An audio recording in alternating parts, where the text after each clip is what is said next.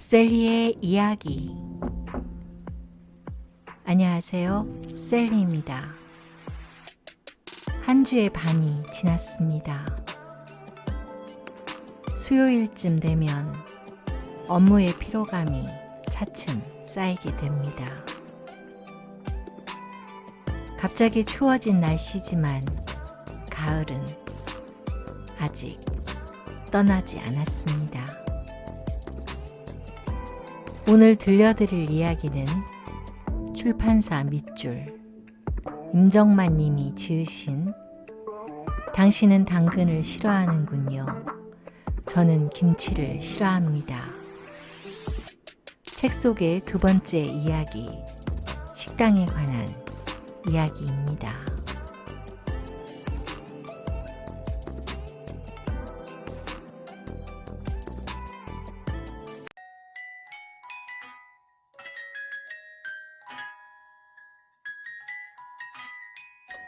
당신은 당근을 싫어하는군요. 저는 김치를 싫어합니다. 임정만. 경양식집을 그만두기로 했다. 경양식집 이스트를 그만두기로 했다. 손님이 오는 게 싫어지는 순간 우리가 할 수 있는 게 아니라는 걸 깨달았다. 그토록 할지 말지 우리를 괴롭혔던 공간이다. 그 공간은 불현듯 다가왔다. 우리 식당에서 지척이었고 출퇴근하며 저기는 도대체 뭘까? 항상 궁금한 곳이었다. 용도를 알 수 없는 크지도 작지도 않은 건물 하나가 나무 사이에 폭 쌓여 있는데 그 나무의 느낌이 주변에서 흔치 않은 사람의 손길을 받은 그런 느낌이었다. 저곳에서는 간단한 일본식 식사를 파는 카페를 하면 잘 어울리겠다 싶었다. 어느 날부터 공사가 시작되었고 카페가 오픈했다. 모자가 함께 운영했으나 지속할 수 없게 되었고 이 공간을 운영할 기회가 우리에게 찾아왔다.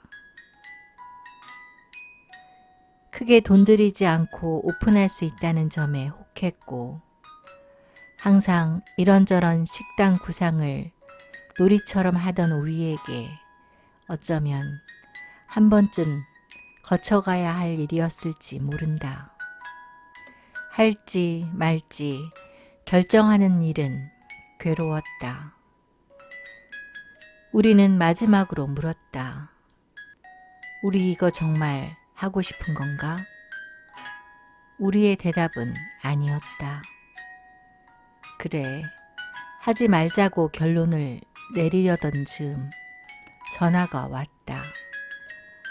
누군가 우리보다 돈을 더 줄 테니 자신들과 계약하자 한다고. 장을 보러 가다 바로 차를 돌렸다. 이런 양아치들이 근처에서 카페하는 꼴은 볼 수 없다. 차라리 우리가 하는 게 낫다. 계약을 하고 말았다. 빨리 오픈해야 했다. 우리는 파리행 비행기 티켓과 숙소를 예약해 놓은 상태였다.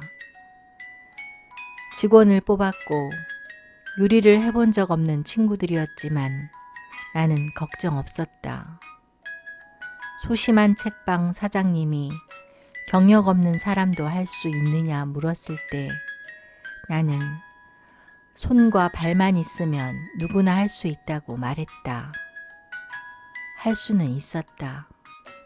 어떻게가 문제였지. 우리는 그 친구들에게 식당을 맡기고 2달간 여행을 떠났다. 둘 중 하나는 포기하는 게 옳았다.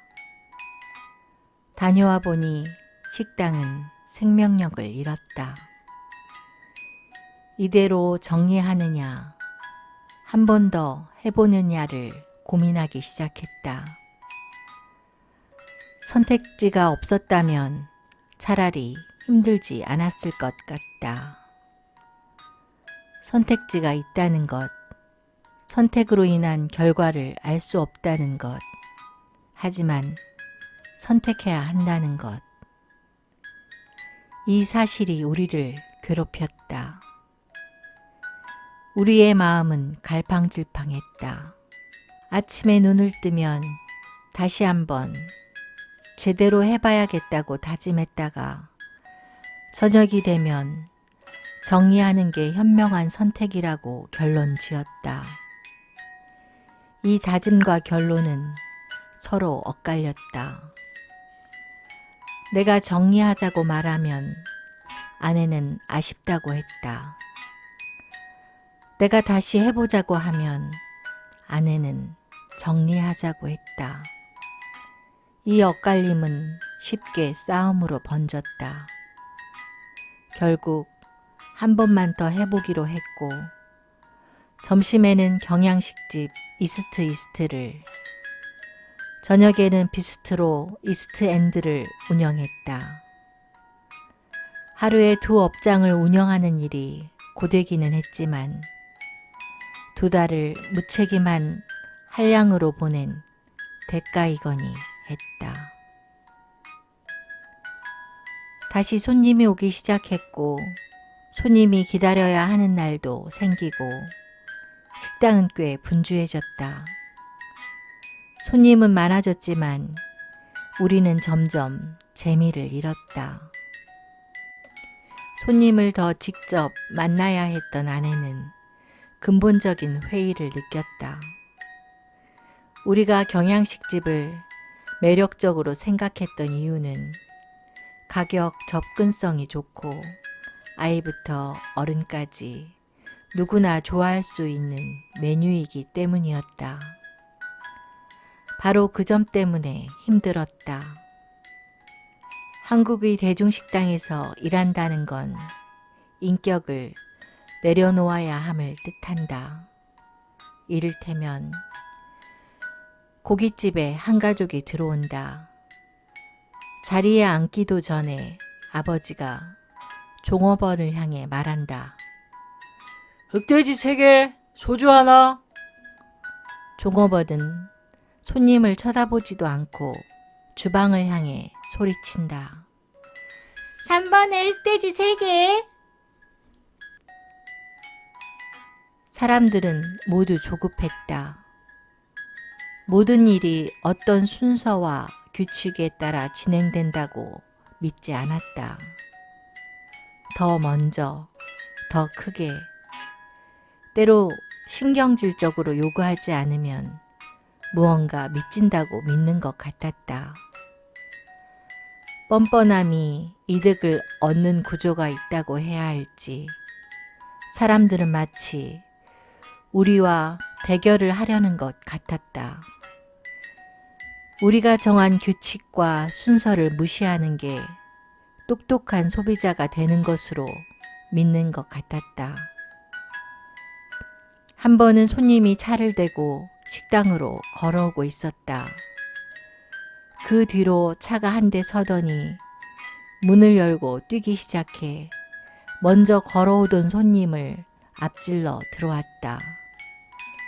그 손님께 안녕하세요 인사하고 뒤이어 들어온 손님께 자리가 없어 죄송하다고 사과했다.